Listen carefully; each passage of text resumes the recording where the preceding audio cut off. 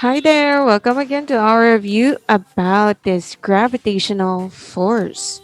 So, let's analyze the mechanism of gravity and how it affects the motion of the object. So, would you be surprised if you see a kind of light magic like this or see yourself levitating like this? So, gravity is the force by which a planet or other body throws objects toward its center. So you are so used to objects falling that you may not have thought about why they fall. And one person who thought about it was Isaac Newton. He concluded that a force acts to pull objects straight down toward the center of the earth. As you can see here, the ball didn't lose its gravitational force and it's towards the center of the earth. So gravity is a force that pulls objects towards or toward each other. In the universal gravitation, Newton realized that gravity acts everywhere in the universe, not just on Earth. So it is the kind of force that makes an apple fall to the ground. It is the force that keeps the moon orbiting around the Earth also. It is the force that keeps all the planets in our solar system orbiting around the sun. So, what Newton realized is now called the law of universal gravitation. The law of universal gravitation states that the force of gravity acts between all objects in the universe. So, this means that any two objects in the universe without exemption attract each other. You are attracted not only to Earth, but also to all the other objects around you.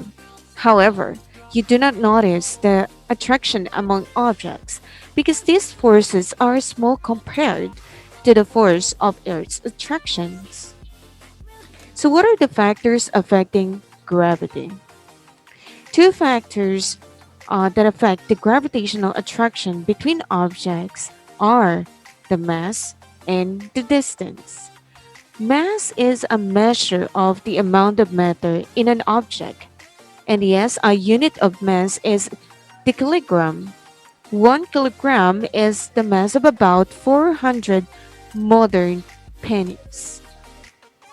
So everything that has mass is made up of matter. The more mass an object has, the greater its gravitational force. Because the sun's mass is so great, it exerts large gravitational force on the planets. That's one reason why the planets orbit the sun. What about distance? In addition to mass, gravitational force depends on the distance between the objects. The farther apart two objects are, the lesser the gravitational force between them.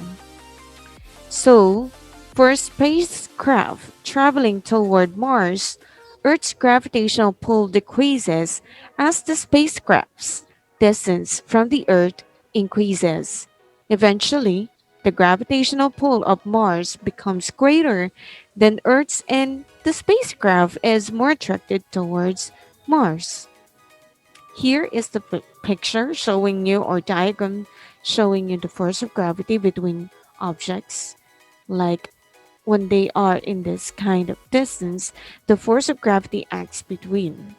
If mass increases, the force of gravity increases, and if distance increases, the force of gravity decreases. So, is it a mass or weight? We are confused about what mass and what weight is. So, mass is sometimes confused with weight, and that's true. Mass is a measure of the amount of matter in an object. Weight is the measure of the gravitational force exerted on an object. So the force of gravity on a person or object at the surface of a planet is known as the weight. So when you step on a bathroom scale, you are determining the gravitational force of Earth exerting on you. So weight varies in with the strength of the gravitational force, but mass doesn't change, but the weight is. So you might be surprised to find out that your weight is only about 38 newtons if you're on Mars. Suppose you weigh yourself on Earth to be 100 newtons. Then you travel to the Mars, and here is the result. Your weight or you weigh less on the Mars because the Mars mass is only a fraction of Earth's. What about the connection between the gravity and the motion? On Earth, gravity is a downward force that affects all objects, like number 1, free fall. When the only force acting on an object is gravity, the object is said to be in free fall.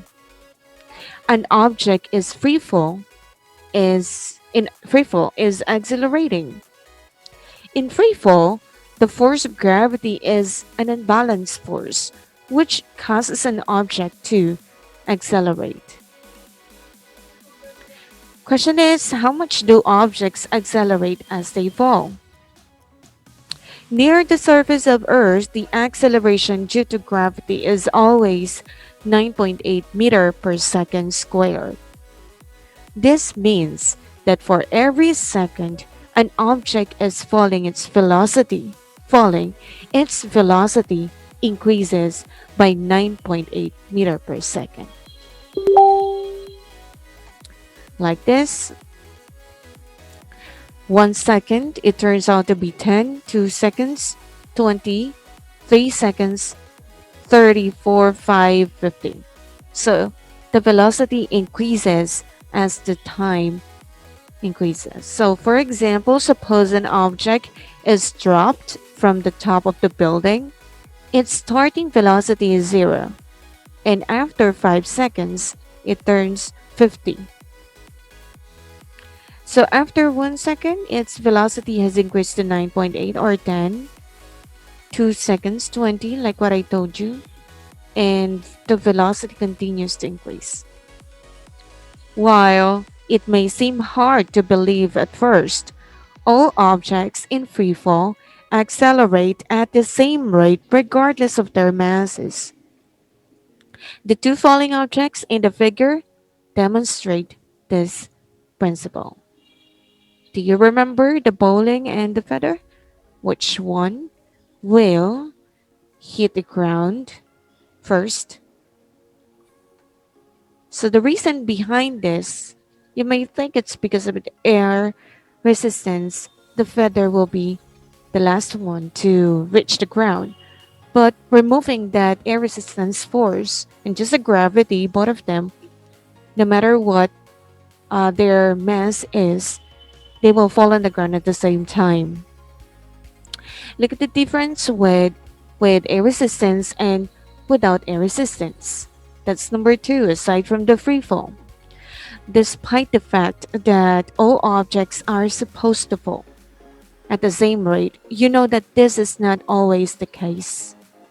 Remember that friction acts on the direction opposite to motion. So air resistance is an upward force exerted on falling objects. Air resistance is not the same for all objects.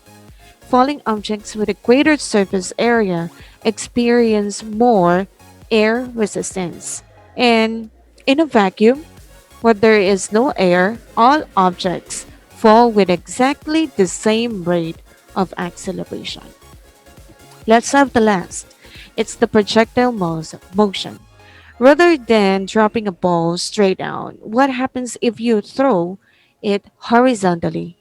An object that is thrown is called projectile.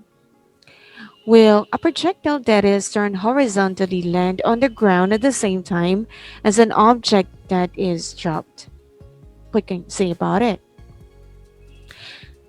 Let us see this. The yellow ball was given a horizontal push at the same time as the red ball was dropped. Even though the yellow ball moves horizontally, the force of gravity continues to act on it in the same way it acts on the red ball. The yellow ball falls at the same rate as the red ball. Thus, both balls will hit the ground at exactly the same time. See that? That's projector motion. Another example of animation showing projectile motion. Whenever the object is being thrown horizontally, still, even though it's compare it with a free fall, they will hit the ground at the same time. So, I hope you learned something from our review this day about the gravitational force. See you again on our next review. Bye bye.